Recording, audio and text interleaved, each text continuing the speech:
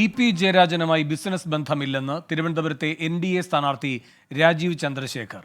തെളിവുണ്ടെങ്കിൽ കോടതിയിൽ പോകാൻ പ്രതിപക്ഷ നേതാവിന് വെല്ലുവിളി.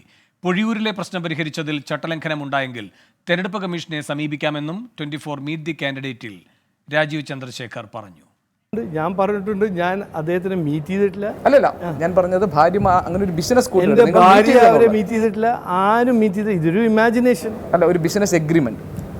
നോക്കൂ, ഞാനിപ്പോൾ ഒരു മുതലാളിയൊന്നുമല്ല, ഞാനൊരു ഇൻവെസ്റ്ററാണ്. എൻ്റെ ഇൻവെസ്റ്റ്മെൻറ്റ്സിൽ ഞാനിപ്പോൾ ടാറ്റയിൽ ഇൻവെസ്റ്റ്മെൻറ്റ് ചെയ്ത ഗോപി ടാറ്റ ഇലക്ട്രിക്കൽ ഇൻവെസ്റ്റ്മെൻറ്റ് ചെയ്ത് ടാറ്റ ഒരു കമ്മ്യൂണിസ്റ്റുകാരൻ്റെ ഓഫീസ് റെൻറ്റ് ചെയ്ത പിന്നെ ഗോപി കമ്മ്യൂണിസ്റ്റുകാരൻ്റെ അലയായോ ഇതിങ്ങനെ ഒരു സ്ട്രെച്ച് ചെയ്യുക. ഹാഫ് ട്രൂത്തുമല്ല, ഒരു 1/10 ട്രൂത്തിൽ ഒരു നല്ല മസാല, നുണേൻ്റെ മസാല മിക്സ് ചെയ്തിട്ട് ഒരു മിക്സ്ചർ ഉണ്ടാക്കി അതിന് സോഷ്യൽ മീഡിയയിലും പ്രസ് കോൺഫറൻസിലും ചെയ്യാം. ഞാൻ പറഞ്ഞത് വേറെ എന്തോ ആണ്.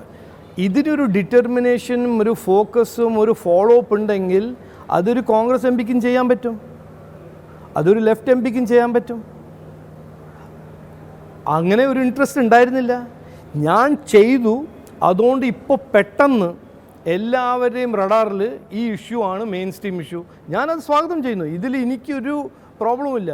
നിങ്ങൾ ഇത് മിസ്യൂസ് ചെയ്യുന്നു, അത് മിസ്യൂസ് ചെയ്യുന്നു. അങ്ങനെ മിസ്യൂസ് ചെയ്യണമെങ്കിൽ ECൻ്റെ അടുത്ത് പോകണം, കംപ്ലയിൻറ്റ് ചെയ്യണം. റൂൾ ഓഫ് ലോ എല്ലാവർക്കും അപ്ലൈ ചെയ്യുന്നതല്ലേ.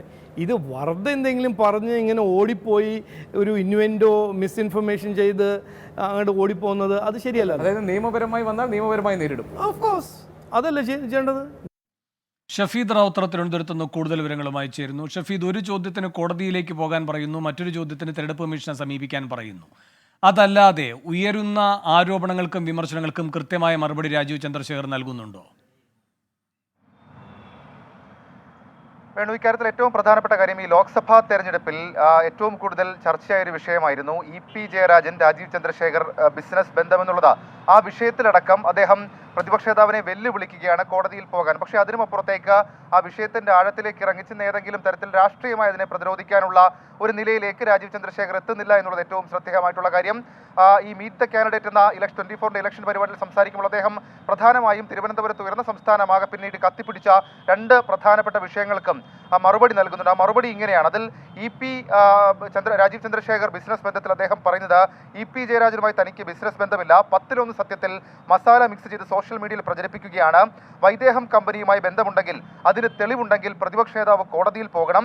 താൻ ഒരു കമ്പനിയിൽ ഇൻവെസ്റ്റ് ചെയ്തു, ആ കമ്പനി മറ്റൊരു കമ്പനിയിൽ നിക്ഷേപിച്ചാൽ അതിന് ഉത്തരവാദി താനാണോ എന്നുള്ളൊരു ചോദ്യം കൂടി ഇതുമായി ബന്ധപ്പെട്ട രാജീവ് ചന്ദ്രശേഖർ ഉയർത്തുന്നുണ്ട്. കൂടാതെ ഇപ്പോൾ പ്രതിപക്ഷം പ്രചരിപ്പിക്കുന്ന, കോൺഗ്രസ് പ്രചരിപ്പിക്കുന്ന ചിത്രം അത് വ്യാജമായി നിർമ്മിച്ചതാണെന്നും ഇതടക്കമുള്ള ഏത് വിഷയങ്ങളും ഇത്തരം വ്യാജ പ്രചരണങ്ങൾ കോൺഗ്രസിന്റെ തന്ത്രമാണെന്നും രാജീവ് ചന്ദ്രശേഖർ ഈ വിഷയത്തിൽ പറഞ്ഞു വെക്കുന്നു. അതേസമയം പൊഴിയൂരിലെ തെരഞ്ഞെടുപ്പ് ചട്ടലംഘനം അത് LDF ഔദ്യോഗികമായി തെരഞ്ഞെടുപ്പ് കമ്മീഷനെ സമീപിച്ച ഒരു വിഷയമാണ്. അക്കാര്യത്തിൽ അദ്ദേഹത്തിന്റെ മറുപടി, കേന്ദ്രമന്ത്രി എന്ന നിലയിൽ ഏതെങ്കിലും തരത്തിലുള്ള സ്വാധീനമടക്കമുള്ള കാര്യങ്ങൾ പൊഴിയൂർ വിഷയത്തിൽ ഉപയോഗിച്ചു എന്നുള്ള ചോദ്യത്തിന് അദ്ദേഹത്തിന്റെ മറുപടി ഇങ്ങനെയാണ്. അതായത് ജനങ്ങൾ ഒരാളെ മന്ത്രിയാക്കുന്നത് ജനസേവനത്തിനാണ്. പൊഴിയൂരുകാർക്ക് അങ്ങനെ ഒരു പ്രശ്നമുണ്ടായപ്പോൾ താൻ അക്കാര്യത്തിൽ ഇടപെട്ടിട്ടുണ്ട്. ജനങ്ങൾക്ക് വേണ്ടത് പ്രശ്നം പരിഹരിക്കലാണ്, അത് ആരെ കണ്ടു നടത്തിയെന്നൊരു വിഷയമല്ല.